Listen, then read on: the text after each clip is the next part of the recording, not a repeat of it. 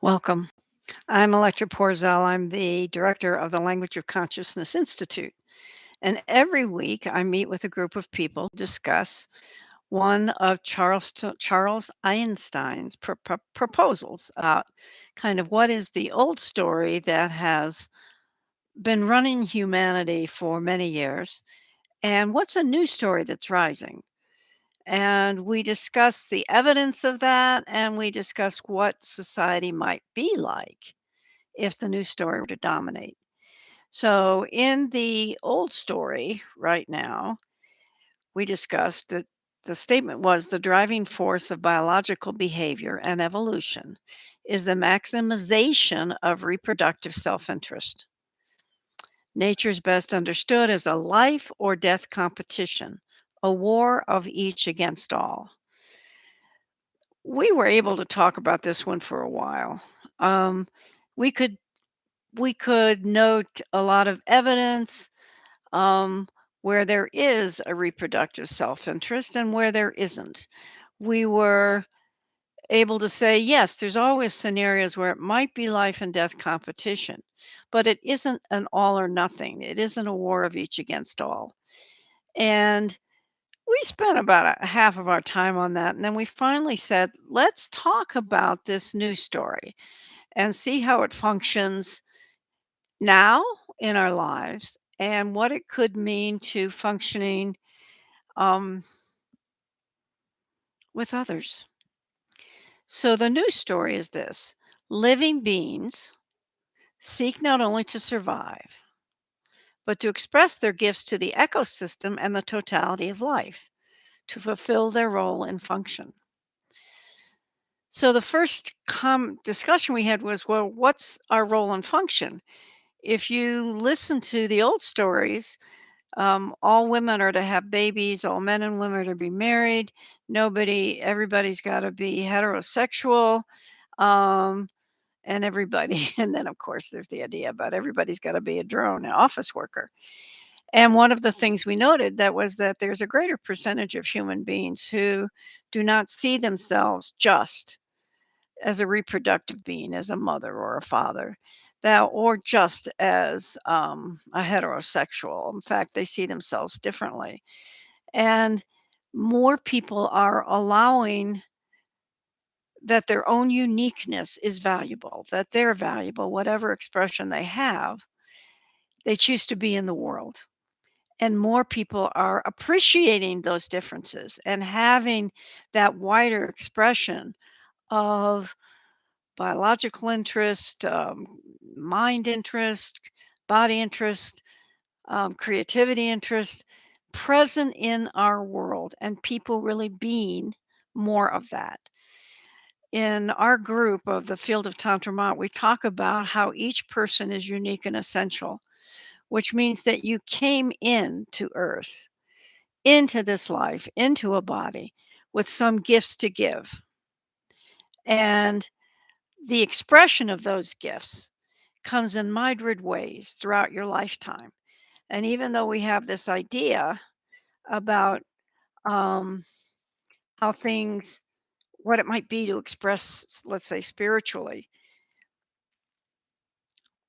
what we ended up talking about was how each of us expresses our unique and essential self to others. And we become a greater gift to the workplace that we're in, to the community that we're in when we do that.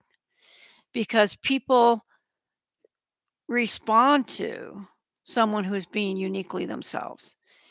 And as part of a group, we really recognize that we are in a time now where we are all moving and shifting in different ways. And when we are one with another in a group, when we know that energetically or physically others have our back, we can indeed be more of who we came here to be. We can indeed make the choices for the totality of life. We are not in competition with others, we're in cooperation and collaboration. And that's a lot of the essence of what we came out with is yes, it isn't happening everywhere. And no, we can't really kind of put it in a study and compare it against um, what, do a study where there's a control and, life and death competition and, do you still share your unique and essential gifts? You can't do that. But what we know now is that we are paying attention to the totality of life. We are giving our gifts, whether we're a salesperson, we work in an office, we're retired, we're in healthcare, each of us and how we choose to be those roles and functions, how we mother, how we father, how we neighbor, how we friend. Those are all gifts back to the world, gifts back to the neighborhood we live in, to the family we are, to the friends at work, to the people who come to our business and need our services. And that is how we serve the totality of life. And that's the best way to do it. There were more stringent ideas of the roles you had to be 60, 50, 50, 60 years ago, probably all the way back. And there's always been people who fought those, but they had to do it quietly or in the background. And now we're honoring more of those choices, not just about the physical stuff, not just about different choices of sexuality or trans or it's not the big deal. The big deal is that we're looking within ourselves and saying, "What are my gifts back? And how do I be the best of who I am with others?"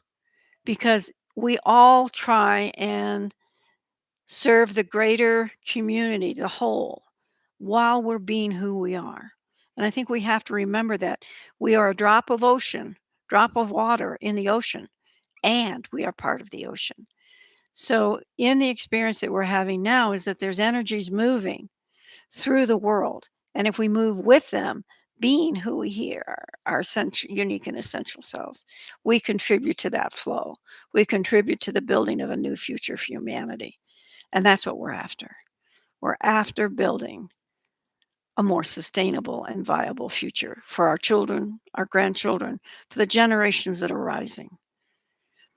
And we're looking to protect them physically, emotionally, mentally, and spiritually in all that we do now. And if we pay attention to that, then that new story is new, is true. And that's, I think, all we can do right now. And I wish you the best. I hope you enjoy being your unique and essential self within a community of others who support you and you support them. Thank you.